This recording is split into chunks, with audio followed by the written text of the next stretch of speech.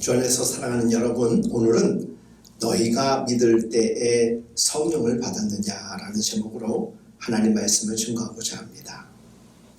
이 세상을 변화시킬 수 있는 사람이 있다면 저는 조금도 지체 없이 고백할 수 있습니다.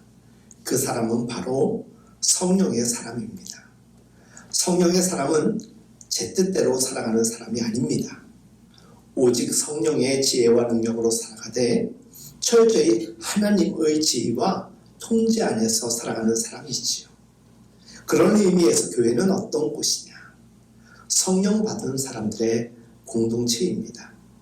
늘 교회를 향한 간절한 기도 제목이 성경 말씀에 잘 담겨져 있습니다. 성령 안에서 하나님이 거하실 처소가 되기 위해 그리스도 예수 안에서 함께 지어져 가느니라. 아멘. 교회는 살아계신 하나님을 나의 주님으로 고백하는 그리스도인의 공동체입니다. 주는 그리스도시요 살아계신 하나님의 아들이시니이다 라는 분명한 신앙 고백 위에 교회는 세워지고 존립하는 것입니다. 그런 의미에서 성도의 공동체인 교회가 주를 그리스도로 고백하는 의미는 교회는 어떤 경우에도 음부의 권세가 이기지 못하는 영적 권위가 존재한다는 것입니다. 그렇기 때문에 이 땅의 모든 사람이 동의하지 못하더라도 이 땅의 그리스도인들은 절대 동의요 흔들림 없이 고백할 수 있어야 합니다. 교회는 영원하며 교회는 세상의 희망이라는 것입니다. 주 안에서 사랑하는 여러분, 초대교회는 로마 제국의 압제, 유대인과 헬라인의 갈등 등 정치, 경제, 사회적으로 오늘 우리 시대와 비교할 수 없을 정도의 어둠의 시대는 물론이고 박해의 시대였습니다만 그리스도인의 가슴에 부어진 은혜로 말미암아 그 모든 상황을 능히 감당하였으며 심지어 거친 소용돌이 속으로 뛰어들어 세상의 변화와 하나님 나라를 세워가는 거룩한 소망과 사명 완수의 보람을 간직한 교회였습니다. 우리가 찬양에서 이와 같이 고백합니다. 예수로 나의 구주 삼고 성령과 피로써 거듭나니 이 세상에서 내 영혼이 하늘의 영광 누리도다. 이 세상에서 내 영혼이 초대교회나 지금이나 너무나도 어려운 시대임은 맞지만 이 세상에서 우리 영혼이 하늘의 영광을 누리도다. 이보다 아름다운 고백이 어디 있겠습니까? 저는 여러분들이 매일 이런 감동과 감격, 복 중에서 살아갈 수 있기를 간절히 소망합니다. 그런 의미에서 저에게 교회는 사랑이 있고 용서하며 위로받고 격려하고 회복되는 곳이라고 믿습니다. 우리 아둘람 교회의 묘형인 사무엘상 22장에 등장하는 아둘람 공동체는 환난당한 모든 자, 빚진 모든 자, 마음이 원통한 자들이 모여 있었다라고 이야기합니다. 그곳에서 함께 말씀을 묵상하며 기도하는 생활을 이어가던 중 성령의 역사 가운데 개인과 공동체가 회복되어지는 놀라운 일들이 일어나게 됩니다. 성령이 함께하는 곳에서는 한 개인으로부터 거대 공동체에 이르기까지 하나님의 강력한 주권적 역사가 각 사람들의 마음속으로 가슴으로 파고들어가며 공동체를 일깨우고 변화시켜서 하나님의 사람으로 하나님 나라의 도구로 사용되는 것입니다.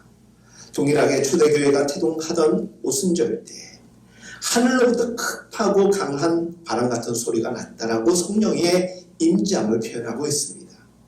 사람들은 성령 충만을 받은 그때에 방언을 말하기 시작하였다. 성경은 전하고 오늘 본문에 기록되어 있습니다. 이것을 두고 소천하신 어느 목사님께서 아이가 세상에서 태어나며 터뜨리는 울음과 비슷하다라고 이야기하였습니다. 그렇습니다. 성령으로 잉태된 교회가 오순절에 어머니 뱃속에서 나오듯이 해산한 것이었습니다. 교회가 세상에 태어나면서부터 소리지른 것이 방언과 같은 은사의 모습으로 드러난 것이지요. 사랑하는 여러분, 우리가 성령을 받으면 한자리에 가만히 있을 수 없습니다. 그때로부터 우리는 그곳에서 뛰며 춤추며 찬양하고 기도하고 심지어 문을 박차고 나가서 예수 그리스도는 우리의 주인 되시며 주님이라고 말하고 십자가와 부활을 증거하는 삶을 살아가게 되는 것입니다.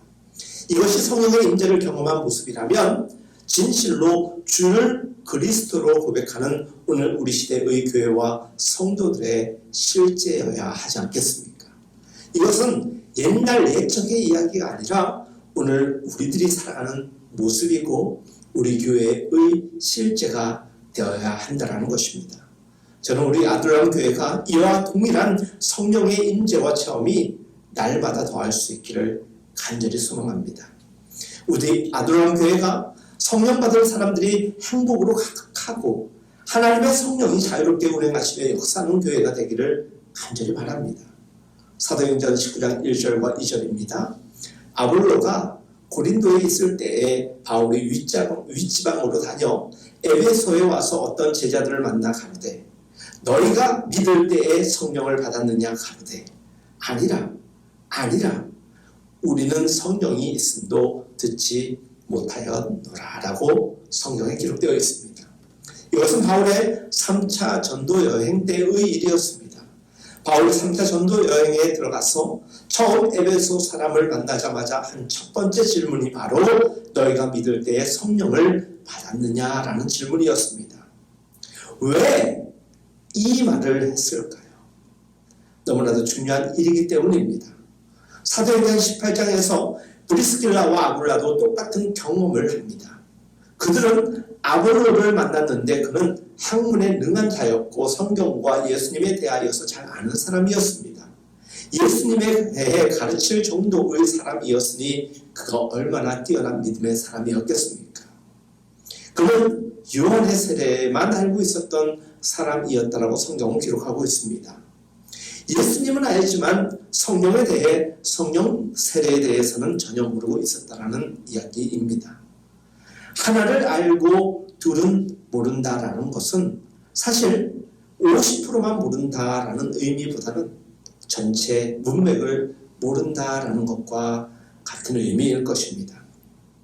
성령 세례를 알지 못하면서 예수님을 안다라는 것은 그것은 어쩜 대부분을 모른다라고 이야기해도 과언은 아닐 것입니다. 3절입니다. 바울이 가로되 그러면 너희가 무슨 세례를 받았느냐 대답하여 요한의 세례라 라고 했습니까? 예수 믿는 것 자체가 성령의 역사 아니고선 가능하지 않습니다. 왜 그렇습니까? 우리가 우리의 의지대로 우리의 지식, 지혜로 믿을 수 있는, 이해할 수 있는 예수님이 아니었기 때문입니다. 성령의 역사가 없으면 누구든 예수를 이해하고 만나기 어렵습니다. 만남이 없기 때문에 예배도 가능하지 않고 찬양, 기도가 가능할 수 없습니다. 구원의 기쁨을 누릴 수 없는 것입니다. 상상할 수도 없는 일이겠지요. 예수를 믿게 되면 하나님의 자녀가 됩니다. 천국 백성으로 신분이 변하고 죄인에서 의인으로 우리의 본질이 변합니다. 그러나 그렇다고 하여서 세상의 기대가치인 능력과 풍성한 삶을 누리는 것은 아닙니다. 이것 또한 절대적 세상의 기준에 의하면 그럴 수 있겠지만 하나님 나라의 백성의 기준으로 우리가 생각을 한다면 우리는 이미 부요와 풍성을 누리는 하나님 나라의 백성, 하나님을 소유한 사람들입니다. 어떤 사람은 교회에 빠짐없이 잘 나옵니다. 봉사도 하고 헌금도 하고 찬송도 잘 부르고 기도 생활을 게을리하지 않습니다. 그런데 그의 표정을 보면 언제나 어둡습니다. 참된 기쁨이 없습니다. 그로 인하여서 사람들의 반응은 늘 좋지 않을 때가 많습니다. 근데 어떤 사람은 예수님을 전도하는 일에 힘쓰고 하는 일마다 특별나 보이지 않지만 많은 사람들의 선한 반응을 동반합니다. 열정 가득한 뜨거움이 있고 소망의 즐거움이 그의 삶을 통하여서 곳곳에서 증거됩니다. 이것은 지성이나 경험, 인격으로 감당할 수 없는 그를 움직이는 또 다른 힘이 있다는 것입니다. 사랑하는 여러분, 성령을 받은 사람과 받지 못한 사람, 성령으로 역사되는 교회와 그렇지 못한 교회의 차이를 여러분들에게 전하고 있는 것입니다. 주 안에서 사랑하는 여러분, 우리는 어떤 유형의 사람들이며 어떤 유형의 교회에 지금 다니고 있습니까? 우리 교회는 어떤 유형의 교회입니까? 오늘 말씀을 시작하며 분명히 우선적으로 여러분들에게 말씀을 전하였습니다. 교회는 어떤 곳이냐? 성령 공동체라는 것입니다. 그 성령을 통해 거침없이 담대하게 하나님 나라를 전파하며 주 예수 그리스도와 관한 모든 것을 전하는 곳이 바로 교회라는 것입니다. 세상 일은 사실 아무나 감당하고 즐거워할 수 있어도 교회와 믿음의 사명은 인간적으로 이성으로 육으로 가능한 일이 절대 아님을 우리는 너무나도 잘 알고 있습니다. 성령께서 하나님의 부르심과 깨닫게 하시는 계시의 영을 우리에게 공급하여 주실 때에만 오직 하늘로부터 위로부터 허락된 힘과 능력으로 우리는 교인의 사명, 교회의 사명을 감당해내는 것입니다. 저는 이와 같은 사람을 성령의 사람, 성령이 역사는 교회라고 고백합니다. 성령님의 인도로 일하면 어떤 경우에도 남의 아픔을 그냥 넘기지 못합니다. 제가 오늘 이 말씀을 준비하면서 타이핑을 치면서 처음에는 성령님의 인도로 일하면 어떤 경우에도 남의 아픔을 만들지 못합니다 라고 적었었습니다. 그런데 다시 리듬을 하는 가운데서 우리가 연약하다 보니까 성령 충만하여도 때로는 누군가에게 아픔을 줄 때도 있지라는 생각이 들어서 수정하였습니다. 남의 아픔을 그냥 넘기지 못한다는 것은 혹 우리의 연약함으로 그러한들 그에게 찾아가서 용서를 구하고 다시금 화합과 평화를 도모할 수 있는 능력이 성령 안에서 깨닫게 하시고 뉘우치게 하시고 결단하여 나아가게 그리고 화목해 하신다는 것입니다. 또 성령님이 임재하시면 어떤 경우에도 상처를 회복할 능력이 있습니다. 우리는 원치 않게 상처를 입을 때가 참 많습니다. 아픈 가운데 거할 때가 참 많습니다. 하지만 그 상처와 아픔을 회복할 수 있는 능력이 어디에 있다? 성령 안에 있다라는 것입니다. 사랑하는 여러분, 예수님의 제자들은 예수님과 3년을 살고 십자가를 보고 부활을 보았습니다. 그럼에도 계속해서 인간적인 생각을 했고 그렇기 때문일까요? 능력을 사람들에게 보여주지 못했습니다.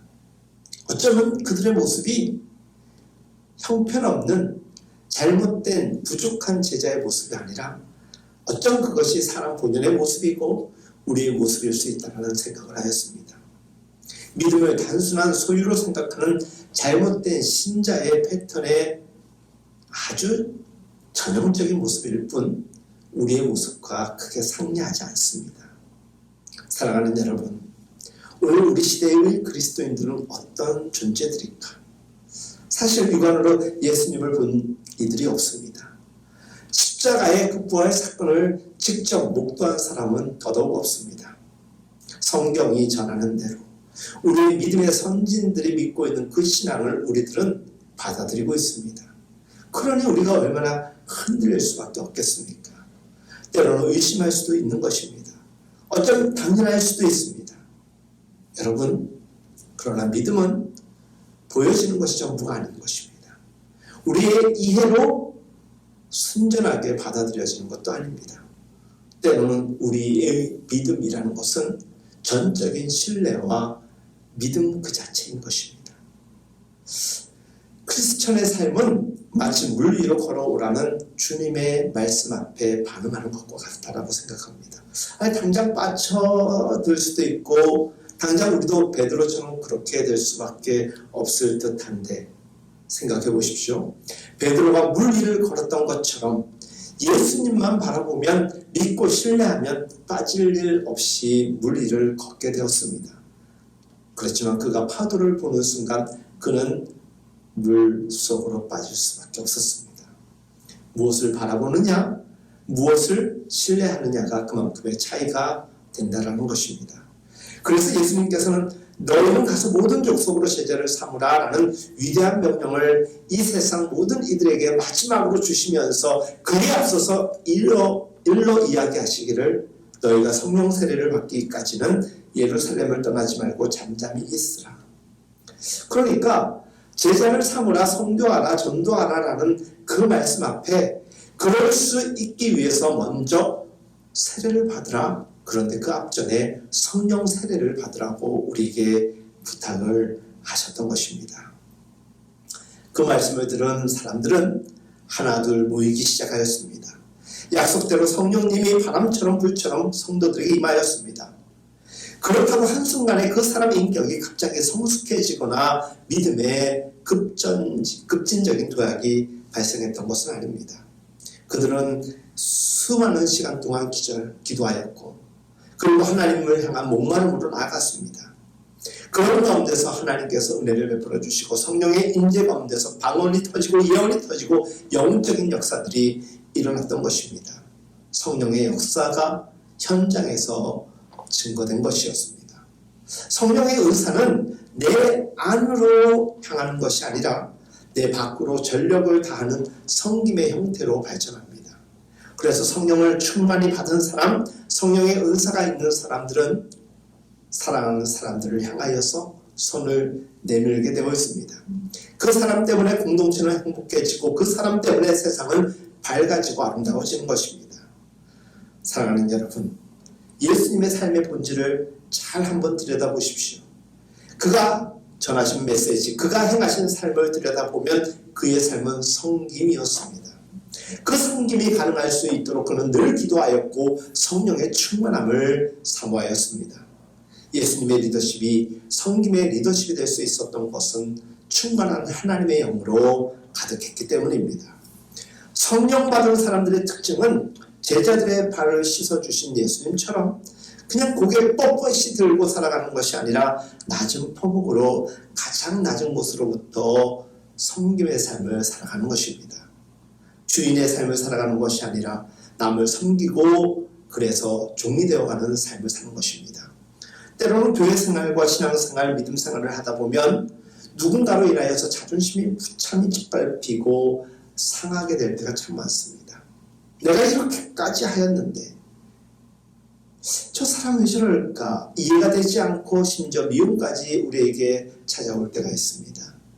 그 너머의 미움에 대한 형태는 하나님의 몫이지, 하나님이 심판하시는 몫이지 우리가 거기에서 포기해서야 될 일은 아니라고 여러분들과 제 마음속에 성령께서 가르쳐 주심을 받으시기를 바랍니다. 사랑하는 여러분, 주인으로 살아가는 것은 너무나도 쉽지만 종으로 살아가는 것은 어렵습니다. 그럼에도 우리의 주인은 유일하신 예수 그리스도밖에 없고 우리가 이 종의 신분을 어떻게 감당할 수 있을까 생각을 하면 구원의 은혜가 우리에게 있기 때문이라는 것입니다. 저는 구원의 은혜를 경험한 우리들이기 때문에 종의 삶이 가능하다고 생각합니다. 죄의 삭은 사망이기에 죽을 수밖에 없는 우리가 같은 모든 사람들이 하나님의 은혜로 예수님의 십자가의 은총으로 말미암아 구원의 은혜를 입었으니 그 은혜에 대한 합당한 반응으로서 우리가 섬김의 삶을 살아가는 것은 마땅한 것이며 그 은혜와 그 구원의 능력으로 말미암아 우리가 감당하지 못할 일들은 이 땅에 없는 것입니다. 성령께서 하시는 일은 맨정신의 인간이 도저히 받아들이기 어려운 것을 받아들일 수 있도록 도우시고 이해케 하시며 이해할 수 없는 면면을 가지고서도 이해할 수 있는 신앙으로 우리를 발돋움 시켜주신다는 것입니다. 제 자신만을 위한 이기적 본능을 버리고 이타적 삶을 사신 예수 그리스도를 쫓도록 끊임없이 우리 안에서 일러주시고 깨우쳐주시고 결단하게 하여 주신다는 것입니다. 주 안에서 사랑하는 여러분, 성령을 받으면 인격의 변화가 온다는 것을 신뢰하십시오. 이 변화는 날마다 내가 변하고 새로워지는 것입니다. 매일매일 우리의 삶이 업그레이드 될 수 있다면 그것은 성령의 은혜가 아니고선 가능하지 못합니다. 그러나 우리는 완전한 인간이 아니기에 넘어지기도 하고 쓰러지기도 하기 때문에 때로는 뒤로 후퇴하는 듯한 느낌이 들 수도 있고 넘어진다라는, 그래서 더 이상 일어날 수도 없는 그런 늪에 빠진 상황에 처할 수도 있습니다. 그래서 우리는 한시도 성령과 동떨어져서는 아니 되는 존재입니다. 그래서 성령은 우리에게 일러 알려주고 있습니다. 항상 무시로 기도하고 성령을 구하라라는 것입니다. 예수님의 12제자처럼 그리고 에베소에서 변화받은 이 12사람들처럼 우리는 늘 성령의 충만함을 입고 성령과 동행하는 존재가 되어야 되는 것입니다. 여러분, 교회에서는 성령 충만함과 세례를 매우 중요시합니다. 초대교회와 모인 성도들이 성령 충만함을 경험하고 그리스도를 주라 시인할 때 세례를 받았다라고 오늘 성경 말씀 전합니다. 그런 날 하루아침에 신도가 3,000이나 더하였더라고 성경은 전하지요. 그리고 어떤 일이 일어났습니까? 그 모든 사람들이 성령 충만함을 받고 주를 그리스도로 고백하고 세례를 받은 그 이후에 믿기지도 못할 만큼 삶의 변화가 찾아온 것입니다. 믿는 사람들이 모든 물건을 통용하고 재산과 소유를 팔아서 각 사람의 필요에 나눠주며 날마다 마음을 같이하며 성전에 모이기를 힘쓰고 떡을 떼며 하나님을 찬미하는데 심지어 안 믿는 자들이 초대교회 신도들을 칭찬하였다라고 전하고 있습니다. 순서를 유심히 잘 보아야 됩니다. 성령을 받은 후에 일어난 사건입니다. 그래서 우리가 성령을 받는 것은 매우 중요합니다. 성령을 받고 그리스도를 주라고 고백합니다. 십자가에 못 참이 죽어버린 그 예수를 그리스도요, 나의 주인으로 고백할 수 있었던 것은 성령의 이해와 성령의 깨우쳐 주심이 아니고서는 절대로 믿을 수가 없는 일입니다. 성령을 받음으로 인하여 그리스도를 주로 고백하였습니다. 그리고 그들은 스스로 고백하고 결단하고 나아갔습니다. 내가 세례를 받겠노라. 그리고 세례 예식을 통하여서 그들은 비로소 신자가 되었던 것입니다. 그 모든 사람들은 하나같이 성령을 받고 그리스도를 주라 고백하였고 세례 예식을 받았던 것입니다. 오늘 우리 시대에 세례를 받는 사람도 많고 그리스도를 주라고 고백하는 사람도 많음에도 불구하고 삶이 변화되지 아니하고 하나같이 서로 나누고 베풀지를 아니하고 끊임없이 하나님을 찬미하는 것이 아니라 자기 자랑과 도만에 빠질 수밖에 없는 것은 그리스도를 주라고 고백은 하고 있고 세례는 받았으나 성령을 경험하지 못했기 때문입니다. 그래서 성령 받는 것이 매우 중요합니다. 에베소에 이런 바울과 그 무리들이 가장 먼저 물었던 질문 무엇이었습니까? 너희가 믿을 때에 성령을 받았느냐? 여러분, 성령을 받아야 합니다. 분명 오늘 본문 1절에서 에베소의 어떤 제자들에게 물었습니다. 너희가 믿을 때에 성령을 받았느냐? 많은 사람들이 교회를 다니고 직분자와 사명자의 삶을 살지만 단순히 형식적 절차인 요한의 세례에 그치는 이들이 참 많습니다. 성령을 쉽게 말하고 안다라고 말하지만 정작 성령의 계심에 대하여 신뢰하지 아니하고 믿음으로 나아가지 못할 때가 많습니다. 우리 기독교는 그리스도를 주라 고백하는 모든 사람들이 사역자입니다. 사명자입니다. 하지만 우리가 성령의 사역자요 성령의 사명자가 되지 않으면 우리의 사역과 사명은 언제든지 후퇴할 수밖에 없고 거품처럼 소멸될 수도 있습니다. 성령에 붙잡힌 사명자요 사역만이 하나님 나라를 끊임없이 지속할 수 있도록 하는 것입니다. 우리의 사명이 무엇입니까? 하나님 나라를 선포하고 전하며 하나님 나라를 세워가는 것입니다. 그것이 교인된 우리의 직분이요 사명이고 교회의 사명인 것입니다. 그것을 가능하게 하기 위하여서 우리는 늘 위로부터 주시는 능력과 힘과 지혜로 충만해야 되는데 그것을 우리는 성령의 임재, 성령의 개입, 성령께서 주심으로 가능케 되는 것입니다. 오늘 저는 저뿐만이 아닌 여러분들 모두가 이 질문 앞에 섰으면 좋겠습니다. 너희가 믿을 때에 성령을 받았느냐? 이전에 제가 분명히 받았습니다라는 과거 소급의 문제가 아니라 오늘 지금 그리고 앞으로 성령을 받았느냐라는 이 질문 앞에 날마다 갈급함으로 사모함으로 달려나갈 수 있기를 간절히 바랍니다. 너희가 믿을 때 성령을 받았느냐? 매우 중요하고 분명해야 할 이 거룩한 도전과 거룩한 변화 앞에 여러분들 예스, 늘 주님 사모하고 갈망합니다. 저에게 성령 충만케 하여 주옵소서 기도할 수 있기를 간절히 바랍니다. 하나님의 꿈이 우리의 비전이 되어 하나님의 일꾼으로 하나님 나라를 세워가기 위해서 우리는 성령 임재를 날마다 경험할 수 있어야 하는 것입니다. 우리 모두가 하나님의 백성답게 그분만을 의지하고 그분으로만 충만할 수 있기를 예수님의 이름으로 축복하며 기도합니다.